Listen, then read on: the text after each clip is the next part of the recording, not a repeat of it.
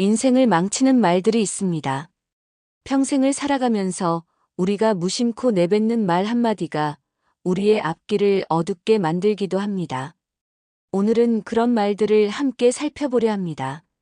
첫 번째로 자신의 약점을 쉽게 드러내는 말을 삼가야 합니다. 저는 책임감이 없어요.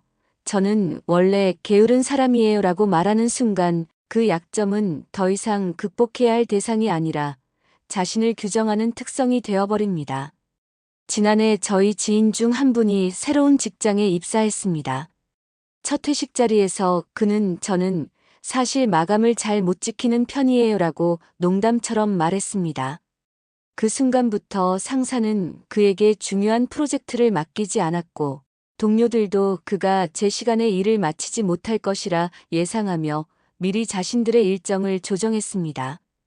결국 그는 자신이 내뱉은 말 한마디가 만든 이미지 속에 갇혀 실제로는 충분히 해낼 수 있는 일도 맡지 못하게 되었습니다. 자신이 지닌 약점을 인정하는 것은 중요하지만 그것을 지나치게 드러내면 그 특성이 여러분을 올가맬 수 있습니다. 더구나 타인은 그런 약점을 단순한 흥미거리로 여기거나 때로는 여러분을 판단하는 기준으로 삼을 수도 있습니다. 자신의 약점을 인정하되 그것을 극복하기 위한 노력은 말로 드러내지 않고 행동으로 보여주는 것이 현명합니다. 두 번째는 목표를 함부로 말하지 않는 것입니다. 많은 사람들이 자신의 큰 꿈과 목표를 주변에 이야기하곤 합니다. 하지만 목표를 말로 표현하는 순간 뇌는 마치 그 일을 이미 이룬 것 같은 만족감을 느끼게 됩니다. 이것이 바로 목표를 말하는 것의 함정입니다. 제 오랜 친구 민수는 창업을 꿈꾸었습니다. 그는 사업 계획을 세울 때마다 주변 사람들에게 열정적으로 자신의 아이디어를 이야기했습니다. 내년에는 반드시 카페를 열 거야. 2년 안에 프랜차이즈로 확장할 계획이야 라고 말하곤 했죠. 그런데 흥미로운 점은 이렇게 계획을 자세히 공유할수록 실제 행동은 줄어들었다는 것입니다. 심리학자들은 이를 목표 공개의 역설이라고 부릅니다.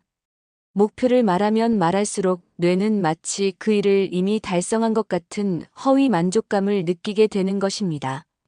또한 목표를 이야기했을 때 돌아오는 것은 응원보다는 반론이나 의심인 경우가 많습니다. 요즘 경기에 카페는 위험하지 않아? 너에게는 경험이 부족해 보여 같은 말들은 여러분의 의지를 꺾을 수 있습니다. 결국 민수는 3년이 지나도록 아무런 행동도 취하지 못했습니다. 그러다 작년에 그는 전략을 바꾸어 아무에게도 말하지 않고 조용히 준비하기 시작했고 6개월 만에 작은 카페를 오픈할 수 있었습니다. 목표는 이루기 전까지 조용히 묵묵히 행동으로 실천하는 것이 좋습니다. 결과가 보여줄 것입니다. 세 번째로 피해야 할 말은 과거의 자랑입니다. 예전에 나는 정말 대단했어요. 그때는 정말 잘 나갔었죠 라는 말은 현재의 자신이 과거보다 못하다는 인상을 줍니다. 저는 얼마 전 동창회에 참석한 적이 있습니다. 그곳에서 만난 한 친구는 대화 내내 대학 시절 자신이 얼마나 인기가 많았는지, 얼마나 좋은 성적을 받았는지에 대해서만 이야기했습니다. 나 그때 학과에서 1등이었어. 교수님들이 나를 얼마나 예뻐했는지 몰라라는 말이 끊이지 않았죠. 하지만 현재 그의 이야기는 거의 없었습니다. 그 자리에 있던 모든 사람들은 그의 이야기를 들으며 같은 생각을 했습니다. 그래서 지금은 뭐 하고 있는데? 결국 그 친구는 자신도 모르게 현재의 자신이 과거만 못하다는 메시지를 전달하고 있었던 것입니다. 그의 이야기를 들은 후 저는 문득 깨달았습니다. 과거의 영광에 사로잡힌 사람은 현재의 가치를 놓치기 쉽다는 것을. 한 유명 작가는 이렇게 말했습니다. 과거에 집착하는 사람은 2번 늙는다. 과거가 아무리 찬란했다 해도 지금 이 순간의 행복과 성취가 더 중요합니다. 과거를 자랑하기보다는 현재를 즐기고 미래를 준비하는 데 집중하세요. 네 번째, 비난의 말도 우리 인생을 망치는 원인이 됩니다. 다른 사람의 단점을 지적하고 떠벌리는 것은 순간적으로는 통쾌할지 모르지만 결국 그 불씨는 자신에게 돌아옵니다. 한 회사에서 일하던 정 대리의 이야기입니다. 그는 같은 팀의 김 과장에 대해 항상 불만이 많았습니다. 김 과장은 일 처리가 너무 느려요. 김 과장 때문에 우리 팀 성과가 떨어지는 거예요. 라며 다른 동료들에게 자주 말했습니다. 처음에는 몇몇 동료들이 그의 말에 동조했지만 시간이 지날수록 정 대리의 끊임없는 비난은 오히려 그 자신에 대한 신뢰를 떨어뜨렸습니다. 결정적인 사건은 중요한 프로젝트 발표 자리였습니다. 그는 자신의 실수를 김 과장의 탓으로 돌렸고 이를 지켜본 부장은 정 대리에게 이렇게 말했습니다.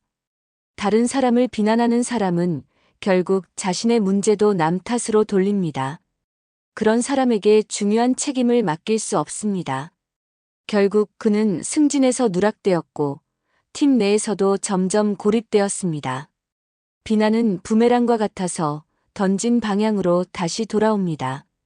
누군가를 비난하는 말을 할 때마다 그것이 어떤 방식으로든 자신에게 돌아올 것이라는 점을 기억하세요.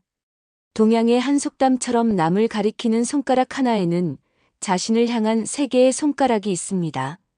타인의 단점을 말하기보다는 그들의 장점을 발견하고 칭찬하는 습관을 들이는 것이 더 현명합니다. 5번째로 돈 자랑을 하는 말을 피해야 합니다. 나 이번에 연봉 얼마 받아. 우리 집 전세금이 얼마야 같은 말들은 순간적으로는 우월감을 줄 수 있지만 관계에 균열을 가져오는 경우가 많습니다. 서울에 사는 한 30대 여성의 이야기입니다. 그녀는 스타트업에서 일하며 좋은 성과를 내어 큰 연봉 인상을 받았습니다. 기쁜 마음에 친한 친구들과의 모임에서 이 소식을 공유했습니다. 다들 고생할 때 나는 벌써 연봉 8천이 넘었어라고 말했죠. 그 자리에서는 축하한다는 인사가 오갔지만 그 후로 친구들과의 관계는 미묘하게 변했습니다. 특히 비슷한 업계에서 더 오래 일했지만 연봉이 적은 친구는 점점 그녀를 피하기 시작했습니다. 돈은 바닷물과 같습니다. 마실수록 더 목이 마르고 이야기할수록 더 많은 이야기를 하게 됩니다. 그리고 그 과정에서 다른 사람들의 마음에 상처를 줄 수 있습니다. 사람들은 누구나 돈에 대한 걱정과 고민이 있으며 여러분의 재정적 우위가 그들에게는 상대적 박탈감으로 다가올 수 있음을 기억하세요. 특히 친구 관계에서는 돈 이야기를 삼가는 것이 현명합니다. 진정한 우정은 물질적 조건을 초월하지만 지나친 돈 자랑은 그 초월을 방해합니다. 6번째, 자기 자신을 속이는 말을 하지 마세요. 시간이 없어서 못했어. 여건이 안 돼서. 시도조차 못했어라는 말은 편리한 변명일 뿐 우리의 가능성을 제한합니다. 한 40대 남성의 사례입니다. 그는 10년 넘게 소설가가 되고 싶다고 말해왔지만 단 한 편의 소설도 완성하지 못했습니다. 그가 자주 하는 말은 직장일이 바빠서 글 쓸 시간이 없어였습니다. 하지만 어느 날 그는 자신의 하루 일과를 정직하게 기록해보기로 했습니다. 놀랍게도 그는 소셜미디어와 TV 시청에만 하루 평균 3시간을 소비하고 있었습니다. 시간이 없는 것이 아니라 시간을 어떻게 사용할지 스스로 선택하지 않았던 것입니다. 이처럼 우리는 종종 자신을 속이는 말을 통해 행동의 책임을 회피합니다. 돈이 없어서, 나이가 많아서, 능력이 부족해서라는 말들은 시도조차 하기 전에 자신의 가능성을 제한하는 족쇄가 됩니다. 스스로에게 정직해지는 순간 비로소 진정한 변화가 시작됩니다. 자신을 속이는 말을 멈추고 있는 그대로의 현실을 인정한 뒤 작은 것부터 실천해 나가세요. 7번째로 조심해야 할 것은 남 탓을 하는 말입니다. 내가 그렇게 했기 때문에 내가 이렇게 된 거야. 회사 분위기 때문에 내가 성과를 내지 못했어라는 말들은 결국 스스로의 성장을 방해합니다. 한 젊은 직장인의 이야기입니다. 그는 입사 후 3년 동안 업무 평가에서 좋은 성적을 받지 못했습니다. 그때마다 그의 반응은 비슷했습니다. 우리 팀장이 나를 싫어해요. 다른 부서에서 협조를 안 해줘서 그래요. 우리 회사 시스템이 문제예요. 그러던 어느 날, 한 멘토가 그에게 충고했습니다. 모든 문제의 원인을 외부에서 찾는 한 당신은 성장할 수 없어요. 왜냐하면 바꿀 수 있는 것은 외부가 아니라 당신 자신뿐이니까요.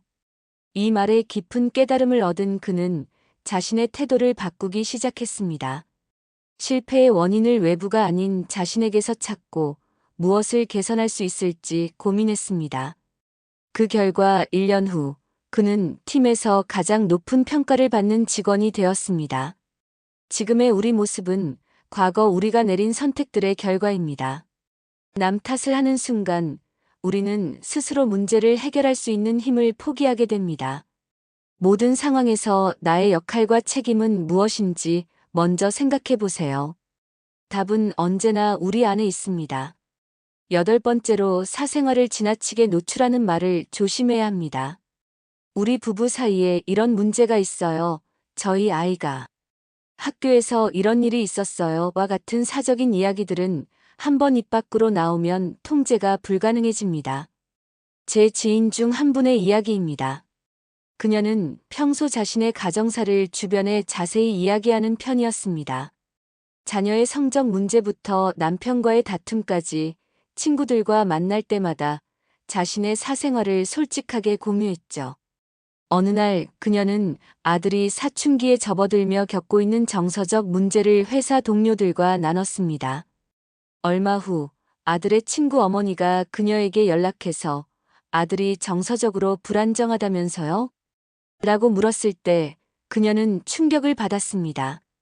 자신이 회사에서 한 이야기가 어떤 경로로든 아들 친구의 부모에게까지 전해진 것입니다.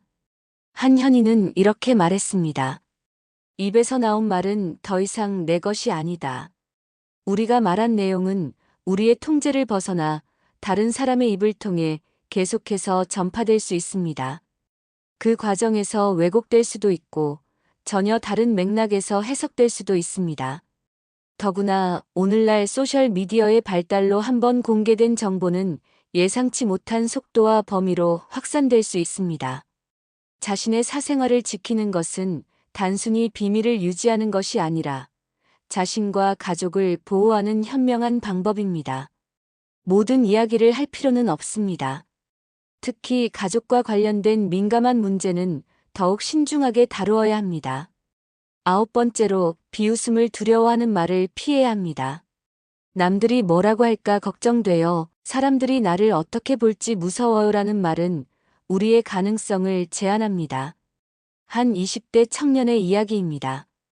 그는 평소 그림 그리기를 좋아했지만 주변의 시선을 의식해 자신의 작품을 누구에게도 보여주지 않았습니다.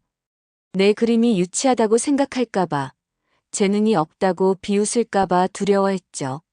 하지만 우연히 그의 그림을 본 한 친구가 SNS에 그의 작품을 공유했고 예상과 달리 많은 사람들이 긍정적인 반응을 보였습니다. 물론 일부 부정적인 댓글도 있었지만 그것은 그가 예상했던 것만큼 파괴적이지 않았습니다. 세상은 어차피 비웃기 마련입니다. 우리가 무엇을 하든 누군가는 비판하고 조롱할 것입니다. 말을 적게 해도 많이 해도 옷을 화려하게 입어도 수수하게 입어도 비웃는 사람은 있게 마련입니다. 한 중국 속담에 이런 말이 있습니다. 가장 높은 나무가 가장 강한 바람을 맞는다. 자신의 목소리를 내고 자신만의 길을 가는 사람들은 항상 더 많은 비판에 직면합니다. 하지만 그것이 자신을 표현하지 않을 이유가 될 수는 없습니다. 다른 사람의 시선을 의식하며 자신을 억압하는 삶은 결국 후회로 가득 찬 삶이 됩니다. 비웃음을 두려워하지 말고 자신이 진정으로 원하는 삶을 살아가세요. 그것이 진정한 자유입니다. 마지막으로 반성하지 않는 말을 피해야 합니다. 나는 항상 옳았어. 내가 뭘 잘못했다고 그래. 라는 말은 성장의 기회를 차단합니다. 유명한 기업가의 사례를 들어보겠습니다. 그는 처음 사업을 시작했을 때 큰 실패를 겪었습니다. 투자금을 모두 날리고 빚까지 지게 된 상황에서 그는 두 가지 선택 앞에 서 있었습니다. 모든 책임을 시장 상황이나 파트너에게 돌리거나 자신의 판단 실수를 인정하고 배우는 것. 그는 후자를 선택했습니다. 내가 시장을 잘못 판단했고 위험 관리를 소홀히 했다라고 솔직하게 인정했습니다. 그리고 그 실패에서 배운 교훈을 바탕으로 두 번째 사업을 시작했고 결국 큰 성공을 거두었습니다. 지금까지 우리는 인생을 망치는 10가지 말에 대해 살펴보았습니다. 이제는 이러한 말들 대신 어떤 말을 선택해야 하는지, 어떻게 하면 더 현명한 소통을 할 수 있는지 함께 생각해 보겠습니다. 먼저, 자신의 약점을 쉽게 드러내는 말 대신 자신의 성장 과정을 솔직하게 공유하는 말을 선택하세요. 나는 책임감이 없어라고 말하는 대신 나는 책임감을 키우기 위해 노력하고 있어라고 표현하는 것이 더 건설적입니다. 한 교육자의 사례를 들어보겠습니다. 그는 학생들 앞에서 자신의 실수를 인정하면서도 그것을 약점이 아닌 성장의 기회로 표현했습니다. 저도 처음에는 이 개념을 이해하기 어려웠어요. 여러분처럼 저도 계속 배우고 있습니다. 이런 솔직함은 오히려 학생들에게 신뢰와 존경을 얻게 했고, 학생들 역시 자신의 부족함을 인정하고 극복하려는 태도를 배울 수 있었습니다. 약점은 숨기거나 과장할 것이 아니라 성장의 과정에 있는 부분으로 인식하고 개선해 나가는 것이 중요합니다. 자신의 현재 상태를 인정하면서도 미래의 가능성을 믿는 표현을 선택하세요. 둘째, 목표를 함부로 말하는 대신 구체적인 행동 계획을 공유하세요.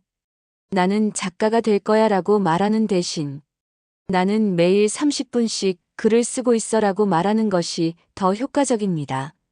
성공적인 마라톤 완주자의 이야기입니다. 그녀는 처음 마라톤에 도전할 때 주변에 나 마라톤 풀코스 완주할 거야 라고 선언하는 대신 나 오늘부터 매일 5km씩 달리기 시작했어 라고만 말했습니다.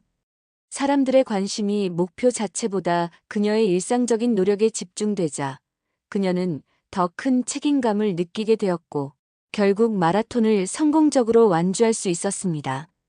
목표를 이루기 위해서는 거창한 선언보다 꾸준한 실천이 중요합니다. 목표를 공유할 때는 그것을 이루기 위해 현재 무엇을 하고 있는지, 어떤 작은 성취를 이루었는지에 초점을 맞추세요. 이러한 접근은 더 실질적인 동기부여와 지지를 이끌어낼 수 있습니다. 셋째, 과거의 자랑보다는 현재의 감사함과 미래의 희망을 표현하세요.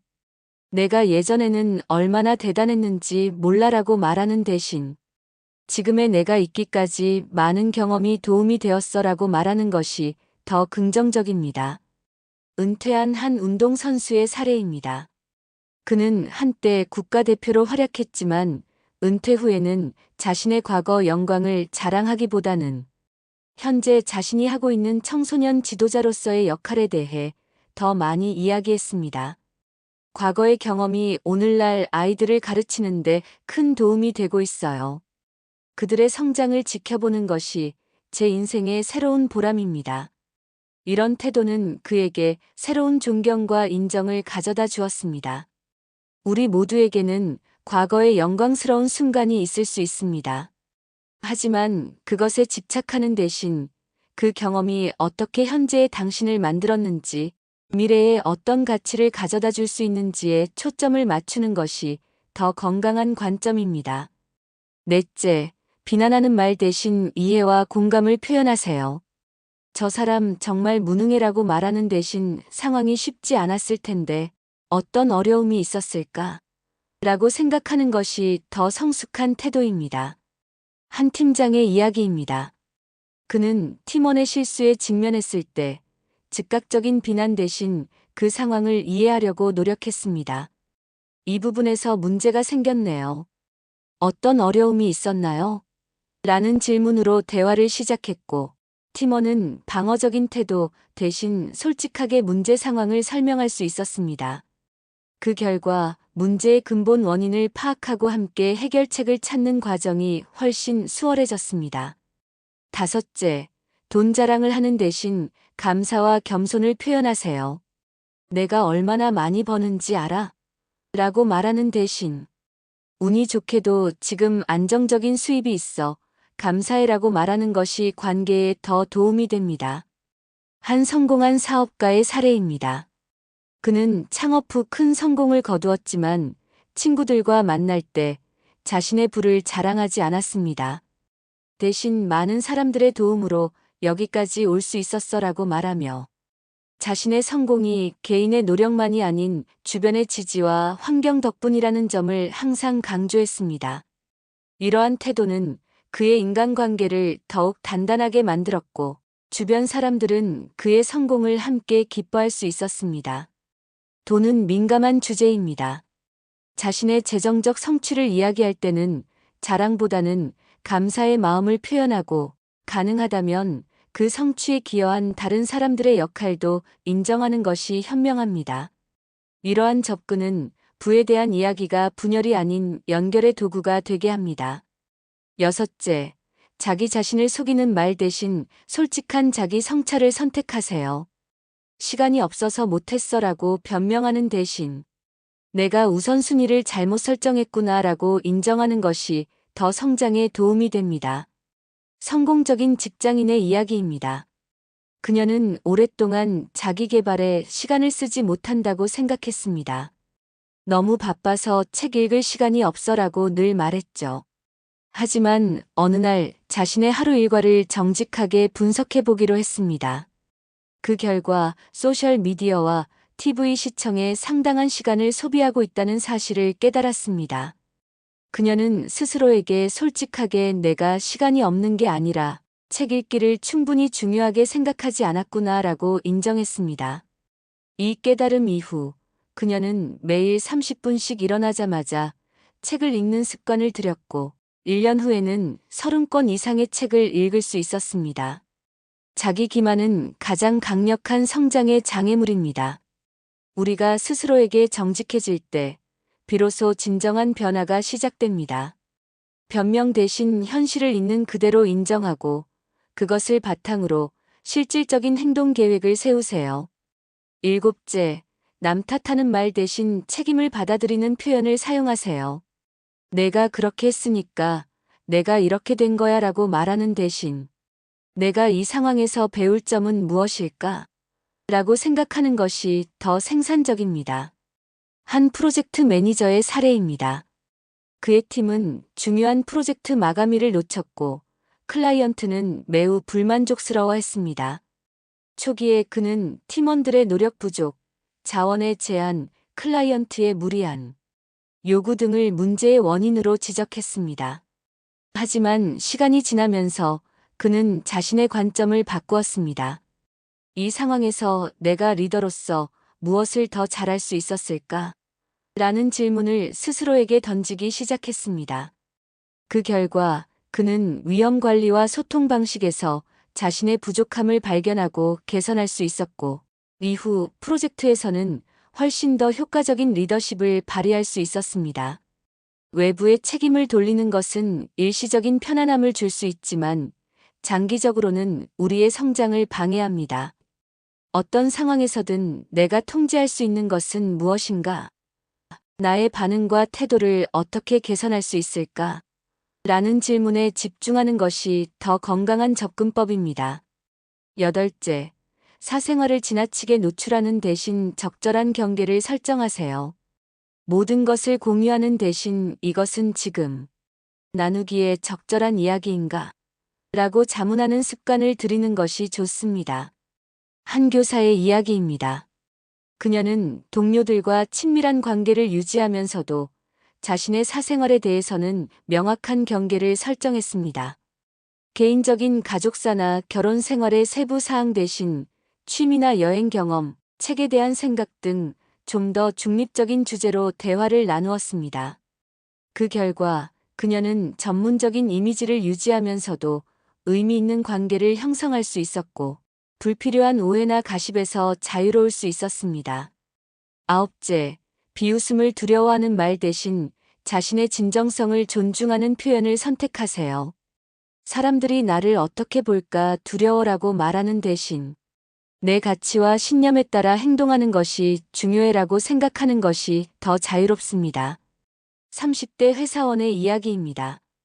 그는 평소 그림 그리기를 좋아했지만 주변의 시선을 의식해 자신의 취미를 숨겼습니다. 어느 날 그는 용기를 내어 사내 취미 전시회에 자신의 작품을 출품했습니다.